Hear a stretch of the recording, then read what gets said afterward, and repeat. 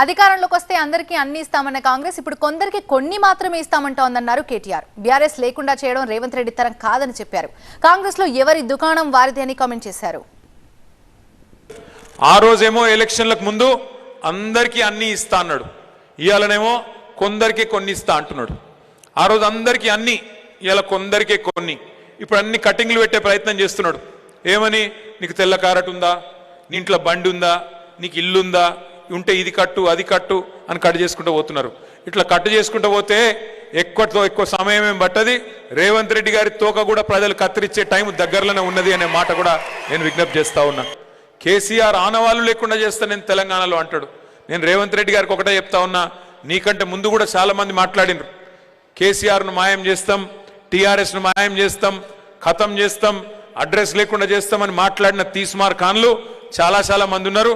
ఆ తీస్మార్ ఖాన్లతోనే కాలేదు, నీలాంటి బుడ్ర ఖాన్తో ఏమి కాదు. 4 రోజులు నీ హనీమూన్ పీరియడ్ నడుస్తుంది. ఇప్పుడు ముఖ్యమంత్రి కొత్తగా అయినో హనీమూన్ పీరియడ్ నడుస్తుంది, కొత్తగా ఉన్నది కాబట్టి తిరుగు.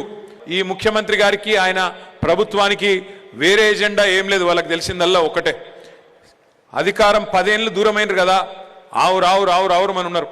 ఎవరి దుకాణం వాళ్ళు తెరిచిండ్రు. కోమటిరెడ్డి వెంకరెడ్డి ఒక దుకాణం, రేవంత్ రెడ్డి ఒక దుకాణం, ఎవలది వాళ్ళే ముఖ్యమంత్రులు. కాంగ్రెస్లో ఒక ముఖ్యమంత్రి ఉండడు, ఏ జిల్లాకు ఒక ముఖ్యమంత్రి.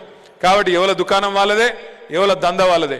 ఎక్కువ టైం పట్టది. క్యామ మల్లేష్ అని చెప్పినట్టు 6-9 నెలల వాళ్ళ తనక వస్తారు. తప్పకుండా జరుగుతుంది. కాంగ్రెస్ పార్టీ బుద్ధి అది. పోయినసారి శాసనసభలో 2018లో మనం గెలిచినాం. కానీ 3 నెలల లోపలనే పార్లమెంట్ ఎన్నికొస్తే ఆనాడు భువనగిరి పార్లమెంట్ సీటు స్వల్ప తేడాతో మనం ఓడిపోయినాం. 5,000 ఓట్లతోని ఓడిపోయినాం.